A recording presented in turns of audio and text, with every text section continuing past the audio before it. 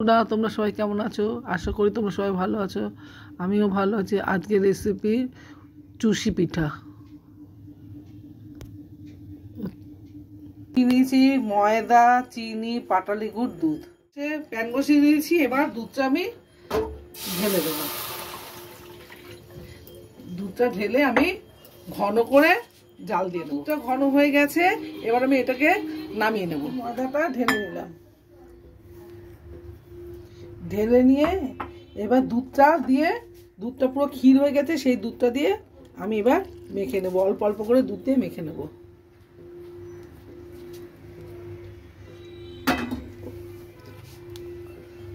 আমার ময়দাটা দুধ দিয়ে মাখা হয়ে গেছে।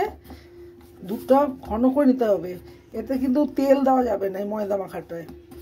এবার আমি চুষি কেটে নেব। এবার এই ময়দাটাকে আমি কিছুক্ষণ আধ ঘন্টা হয়ে গেছে, আমি খুলে নেওয়া। এবার এটাকে আর একটু আবার মেখে নেব।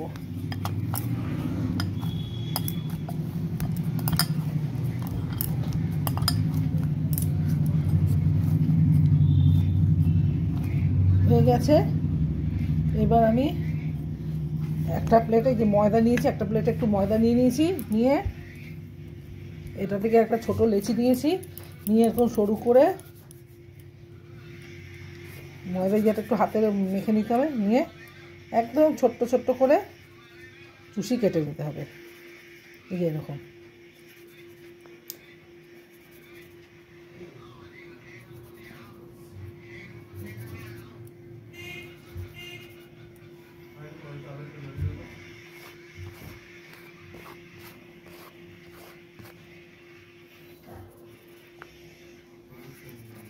যত ছোট হবে এটা খেতে তত ভালো হবে।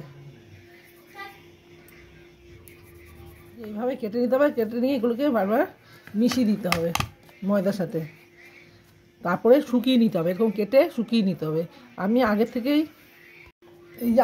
থেকেই এটাকে করে শুকিয়ে রেখেছিলাম। এই যে এইরকম হবে।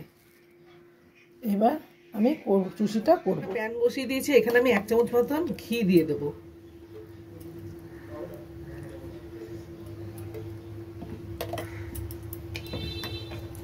ঘি দিয়ে এটাকে ভালো করে গরম করে নেব। আমি আরো ঘি দিয়ে দিয়েছি, এটাতে ঘি লাগতো, আমি আরো ঘি দিয়েছি। ঘি দিয়ে ভেজে নিতে হবে। হালকা লাল লাল হয়ে এসছে। এবার আমার এটা ভাজা হয়ে গেছে। এবার আমি নামিয়ে, এটা বেশি লাল করে ভাজবো না, একটু সাদা থাকবে। এটা আমার ভাজা হয়ে গেছে। আমি এটাকে নামিয়ে নেব। এই দুধ দিয়ে দিয়েছি, এবার কন্টিনিউ এটাকে নাড়তে হবে যেন একটার গায়ে একটা লেগে না যায়। দিয়েছি, এবার এটাকে নেড়ে যেতে হবে, কন্টিনিউ নাড়তে হবে। একটু চিনি দিয়ে দেবো।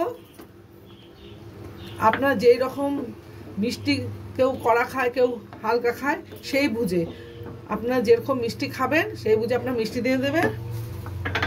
একটু পাটালি গুঁড়ো দিয়ে দেবো। আমার কিন্তু চষিটা নরম হয়ে গেছে, তারপরে আমি চিনি আর পাটালি গুড়টা দিলাম। চষিটা নরম হয়ে আসার পরে আপনারা চিনি আর মিষ্টি দেবেন।